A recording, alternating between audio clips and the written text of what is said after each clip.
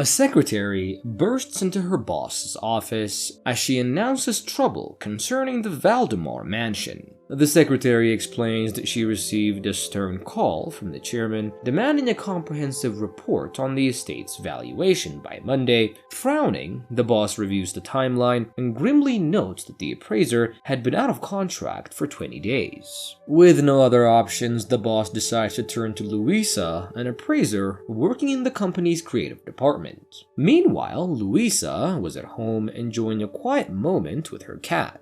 The peace is disrupted by the ringing of her doorbell. She opens the door to find a bouquet of flowers, a small gift, and a letter, a portfolio containing documents about the Valdemar mansion. She heads to her living room, picks up the phone, and dials her boss. Her tone is a mix of irritation and resignation as she accuses him of trying to butter her up with gifts before assigning her a tedious task. However, the boss was persistent, offering to meet her demands if she agrees. Reluctantly, she concedes, and after the call, Luisa dials her mother to cancel their planned meeting, explaining that work has unexpectedly come up. Later that night, she dozes off on her couch, and as the portfolio sits on the table, revealing a photograph of the Valdemar mansion. A faded figure of a woman appears in one of the windows, but Luisa doesn't notice. The next day, Luisa sets off to the Valdemar mansion. As Luisa steps into the front yard, she's struck by the mansion's haunting beauty. Before departing, the housekeeper gives Lucia an unusual piece of advice. She must bid the house farewell before leaving. As she explores the front yard, her eyes fall on a grave plaque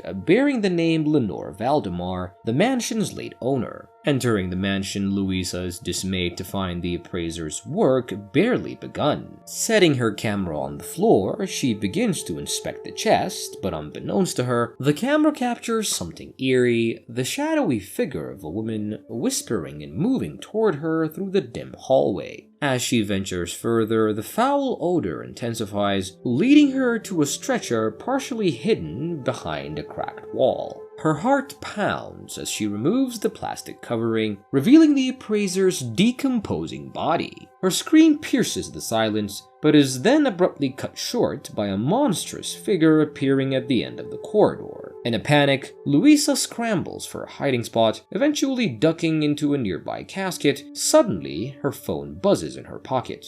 The sound is faint, but enough to draw the creature's attention. Acting on instinct, Luisa kicks it in the face and bolts out of the attic. Racing down the stairs, she finds herself in the hall and bangs on the window, hoping to catch the housekeeper's attention. Her cries go unheard, and desperate, she runs to the kitchen in search of a weapon. Moments later, the housekeeper appears at the window, gesturing for her to escape through the woodshed, and stumbles into the safety of a truck parked nearby. Overwhelmed, Luisa faints as they drive away, and she then awakens hours later in an unfamiliar bedroom with a remote building. Rain batters the windows, and the air feels heavy. The truck driver enters, offering her food and urging her to rest until morning, as the storm has knocked out all communication lines. When Luisa mentions the body on the stretcher, he denies having seen anything unusual when retrieving her belongings. Meanwhile, back at the company, the chairman picks up a detective from the airport to investigate Luisa's disappearance. Their conversation is tense, underscored by the chairman's insistence on keeping the incident out of the media to avoid damaging the firm's reputation. Unknown to them, a man in a suit trails their car, his intentions unclear. The detective is eventually dropped off at a train station to meet the president of the Valdemar Foundation. Their meeting begins with a formal introduction before the president outlines their mutual goals. The detective is to locate Luisa while she continues efforts to prepare the mansion for auction. As they talk, the president delves into the mansion's history, recounting the tragic lives of its former owners, Lazaro and Lenore Valdemar. Over a century ago, Lenore Valdemar first met Lazaro in the most unlikely of places, a prison. And despite his circumstances, Lenore saw something in him, a kind of spark of potential. She guided him through rehabilitation, ensuring he left the confines of the prison not just as a free man, but as someone with hope for a better future. Lenore was a woman with a nurturing soul. Lazaro, on the other hand, had a creative eye, working as a photographer. Their union was not without its challenges, as Lenore's health prevented her from bearing children. But as the years passed, the monotony of his craft began to weigh on him. Yearning for something more, he turned to the mansion's loyal butler for assistance in exploring the mysterious world of optical illusions. With the butler's help, Lazaro began experimenting with techniques like diffusion. To their astonishment, these methods produced eerie photographs that seemed to capture ghostly apparitions. Lazaro soon found himself at the center of an elaborate scheme, using his skills to deceive grieving families into believing they could glimpse their departed loved ones. One fateful evening, Lenore defied the medical warnings and conceived a child with Lazaro, an act of love that carried immense risk. However, their personal lives were soon overshadowed by their professional deceit. A noisy journalist uncovered their scam and presented them with an ultimatum: allow him to share of their profits, or he would expose them to the world. Furious, Lazaro refused the blackmail and forcibly removed the man from their home. True to his threat, the journalists published a damning expose. Within days, the scandal reached its peak when the police arrested Lazaro, leaving Lenore devastated as she watched him being taken away in handcuffs. Days later, Lenore's colleague visited to offer comfort, and Lenore revealed that she had sent the butler to gather news about Lazaro's condition. When the butler returned, his report was grim, as Lazaro was awaiting trial and his health was deteriorating. Determined to help her husband, Lenore ventured into the gentleman's club. Pleading her case, she demanded Lazaro's medicine be delivered to him, and her request was met with resistance, and the journalist mocked her plight. Unable to contain her anger, Lenore struck the journalist, sparking a commotion. Unbeknownst to Lenore, a magician, concealed behind a curtain, overheard everything, and intrigued, he sought out Lazaro in prison, posing as his lawyer. The magician offered to help, and though Lazaro was skeptical, the man's confidence convinced him to trust this enigmatic stranger. Employing a courtesan to seduce the man, he arranged for a scandalous scene to unfold in the journalist's apartment. When neighbors reported suspicious noises, the police arrived to find the courtesan bound and distressed, and Lazaro was released soon after. The butler escorted Lazaro back to the mansion, sharing that Lenore was unwell and could not meet him. Despite the news, Lazaro felt a flicker of hope. When he arrived, he found Lenore blindfolded, playing a game with the orphans. Overcome with emotions, he embraced the children before holding Lenore close, removing her blindfold, and she burst into tears of joy, revealing that she was pregnant with their first child. Their happiness was short-lived though, as Lenore suddenly collapsed, and Lazaro rushed her inside. The doctor confirmed their worst fear, as she had a miscarriage and needed strict rest to recover. As winter descended upon the mansion, Lenore received news about the orphans' adoption placements, and during one such visit, her colleague warned her about the magician who was rumored to practice dark magic and had been expelled from various countries. Meanwhile, the magician approached Lazaro, asking for his help with a ritual to unlock untold knowledge. Though Lazaro was weary, the magician promised answers to life's greatest mysteries, including a way for Lenore to safely carry a child. Torn between skepticism and hope, Lazaro agreed to consider the offer. When Lazaro finally gathered the courage to share the magician's mysterious offer with Lenore, her reaction was far from what he had hoped. Anger and disbelief flashed across her face as she learned that Lazaro was seriously considering the proposal, especially on Saturday. One quiet night, as the household lay in slumber, a package arrived for Lazaro. Inside, he found a book sent by the magician. By the time the butler found him at dawn, Lazaro was slumped over his desk. The butler informed him that Lenore was already outside. Lazaro realized that the moment of decision had arrived, and as he watched Lenore's determined figure from the window, he made his choice as he would join the ritual. That evening, while Lenore was at the train station bidding the orphans farewell and introducing them to their new families, Lazaro prepared the Valdemar mansion for the magician and his disciples. The ritual began as the moon's eclipse darkened the night sky, and the magician, standing at the center, as he chanted, the paper floated, glowing faintly before disintegrating into ash. The ashes rose into the air,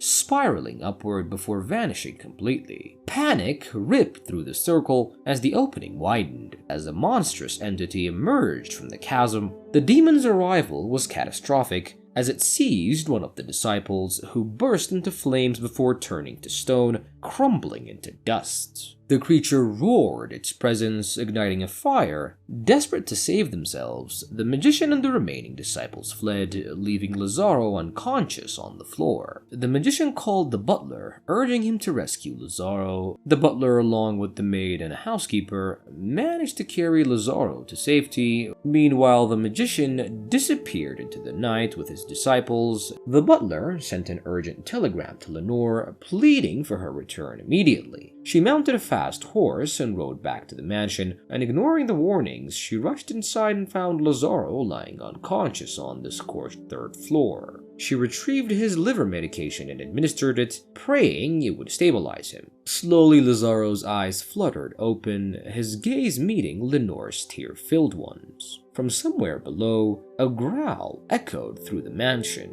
The butler ventured downstairs to investigate, only to discover the demon had regenerated itself by inhabiting a corpse buried on the property. The butler tried to flee but was caught and killed by the monstrous entity. The beast ascended to the third floor, its glowing eyes fixating on Lazaro and Lenore. As it approached, Lenore began to tremble, but something strange happened. She froze her eyes, turning white, as she spoke in a voice that was not her own. The creature paused, seemingly recognizing her as something or someone of importance. She was the link to the beyond. Not Lazaro, but Lenore held the power to communicate with the otherworldly forces. She used her connection to negotiate with the demon, offering herself in exchange for Lazaro's safety and a peaceful life. Though Lazaro begged her not to go through with it, Lenore stood firm, and with a final and sorrowful glance, she descended into the chasm alongside the demon, disappearing into the depths. Days later, Lazaro buried Lenore's lifeless body in the garden in front of their home. The detective and president concluded the tale, their voices somber as they turned their attention back to the present task, finding Luisa, the missing woman whose story had brought them to the haunted Valdemar mansion. The next scene depicts the boss and his secretary driving through the dark night, heading to the Valdemar mansion to search for Luisa, who had been missing for 4 days. As they drive, the boss swerves to avoid a woman running in the road, and he stops to check on her, but when he steps out, the woman disappears. The woman was Luisa, who had been fleeing from the truck driver. She trips and falls, knocking herself unconscious, and Luisa later wakes up in a trailer where a gypsy tends to her. The gypsy assures her that she's safe now, as the people chasing her won't stop until they find her. Meanwhile, the detective dines with the president on a train, asking about sketches from the Valdemar's couple's diary. The president brushes him off, focusing instead on the story of Lazaro, a man obsessed with Necronomicon. After the death of his wife, Lazaro believed in ancient gods and sought out the forbidden book, which led to his rise in fortune. Back at the trailer, the gypsy reads the tarot cards for Luisa, and the cards suggest that Luisa was being influenced toward darker paths. The gypsy then asks Luisa to share her story, and Luisa recalls waking up in a strange aborted house with no explanation. The next morning, she meets the housekeeper and asks for a ride into town, and the housekeeper, mistaking her for someone else, shows her a board of missing people. Luisa realizes that he had been helping search for the missing, including adults and children. The housekeeper avoids the press, believing they twist the truth, and he angrily asks Luisa to get his medicine, which she reluctantly gives him despite knowing it's dangerous. After he vomits it out, the housekeeper confesses to eating the missing people as part of a cult initiation. He warns Luisa to leave before they feed her to the beast, and as Luisa runs, the truck driver catches her and shocks her with a taser. The housekeeper, hallucinating, imagines standing up to the truck driver, but instead helps Luisa escape by picking the lock. She then flees into the forest, but just as a car nearly hits her, she falls unconscious. Back at the trailer, after hearing Luisa's story, the gypsy pulls a tarot card for the present. She urges Luisa to return to the mansion, but Luisa realizes the gypsy is a former cult member. The gypsy asks for Luisa's help in retrieving her baby taken by the cult, and warns that Luisa isn't there by chance. Suddenly, someone knocks at the door and Luisa thinks it's the truck driver, but is startled to find the gypsy has disappeared. When she opens the door, she accidentally knocks the detective out with a pan, and when he wakes up, the president introduces him and Luisa, relieved, hugs the president. But shockingly, the president chloroforms Luisa and radios the truck driver to report that she has 2 specimens and warns him not to harm the housekeeper. The detective wakes up in the mansion's basement with the boss, secretary, and Luisa all shackled up. The detective reveals that he was hired to find Luisa, and the boss thinks that they're locked up because they're appraisers, but Luisa corrects him, saying the former appraiser was killed in the mansion. The detective explains that he and the appraiser planned to steal from the company, but when they found a valuable stamp, the appraiser disappeared. Luisa thinks they're locked up because of the detective's plans to steal money, but the detective says the plan never happened, and the group argues, but the boss sums it up and the appraiser got them involved, and the chairman must have found out.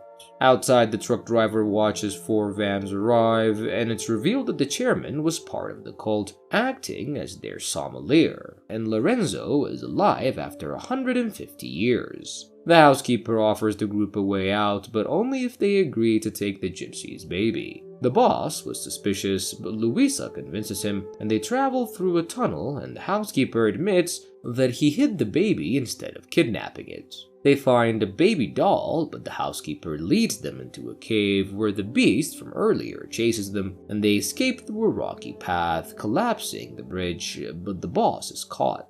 The detective tries to use a taser, but it was too far, so the secretary shoots, stunning the boss, causing them both to fall. And then they're trapped by hooded cult members, including the chairman, and the detective realizes the cult needs 666 sacrifices. And the ritual begins with the chairman eating a tarantula. The baby doll was placed for sacrifice, but the ritual fails, and the beast breaks free, and a demon with wings appears, killing the cult members. The demon devours the chairman, and Lazaro prays to end the curse. The demon is pulled back into darkness by black hands, and Lenore returns, and she and Lazaro embrace, aging rapidly as the curse is lifted, and Lazaro and Lenore finally die. The movie ends with Chamberlain offering the survivors a chance to join the cult as new sommeliers, and the detective threatens to expose the boss's secrets if they don't stay out of the cult. Chamberlain agrees, and the survivors leave quickly, and the movie comes to an end.